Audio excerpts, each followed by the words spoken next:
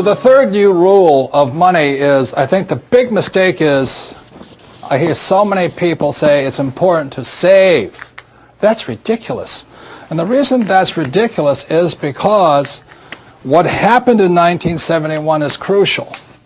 In 1971, the U.S. dollar stopped being money. In 1971, the U.S. dollar became a currency.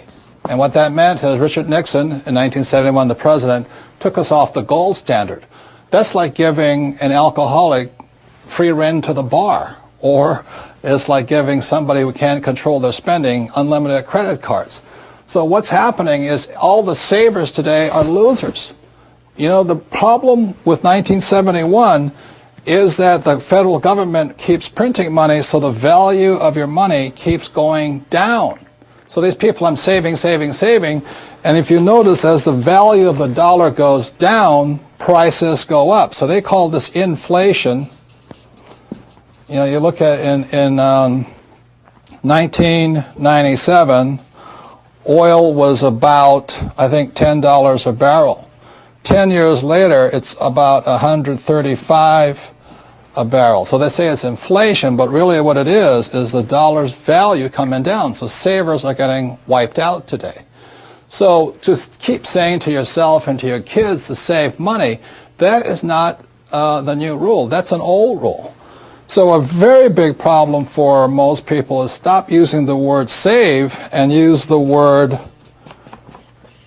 hedge. You've got to hedge your money, hedge against losses. Like when I buy a stock, I put a hedge in. I put a stop loss or a put inside of it or a call, whatever I'm doing. I want to stop it. So today, I don't save money, I'm hedging. So in 1997, I started investing in oil, gold, and silver. So as the dollar dropped, oil, gold, and silver went up. So I'm not betting so much on oil, gold, and silver. I'm betting against the U.S. dollar. And that's why this idea that you're going to tell people you need to save money, that's really, really an obsolete idea, because the idea went obsolete in 1971. The U.S. dollar in the last few years has lost almost 80% of its purchasing power. And the prediction is, because this has happened throughout history, it happened thousands of years ago with the Romans, with the Greeks, with the Germans, with the English, the Japanese, and the Chinese. Every time they've made money into a currency, something you could print at unlimited, every time that has happened, the currency has gone to its true value, which is zero. So I am afraid as this economic volatility continues, the savers who were operating by the old rules of money are just going to get wiped out because the purchasing power of their dollar is going to go down. So even if the bank's paying you 5 to 10% interest, you can't keep up with the banks printing money. So that's the old rule of money, is saving money, and the new rule is hedge. You've got to be able to see what's coming up as something else is coming down. The last thing I want to point out to you on this idea of saving money is this. One of the biggest misunderstandings in the world today is what they talk about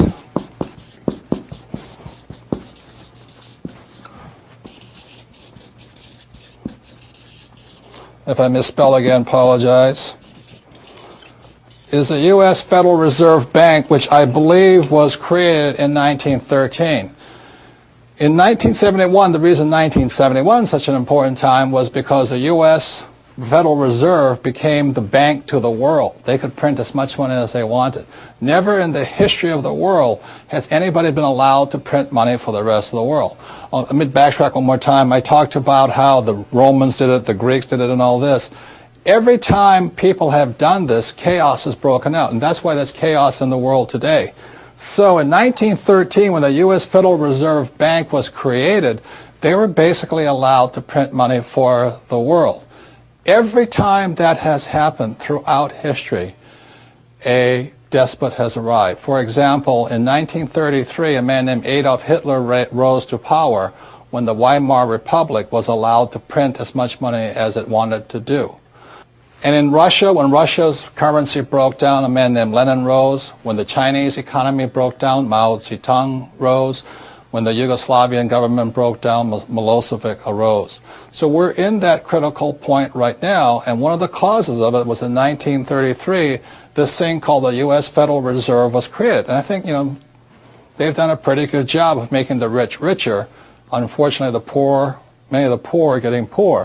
One of the problems of this is you have to understand that, first of all, the U.S. Federal Reserve Bank is not U.S. It is made up of a bunch of international rich guys from all over the world. The second thing, it is not federal. It's not a U.S.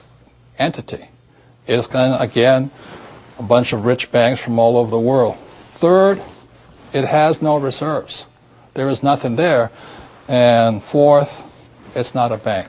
So that's why when I talk to people about really needing to understand the new rules of money, which really began to take effect in 1971 when we were allowed to print money for the rest of the world, is understanding that this system here is causing the rich to get richer and the poor and middle class to get poorer, but most importantly, the lower middle class is almost getting wiped out.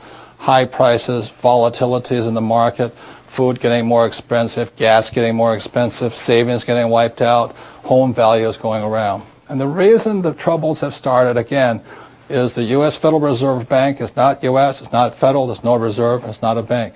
So if you understand that, then you can start to hedge your position rather than save money. And that's the new rule of money.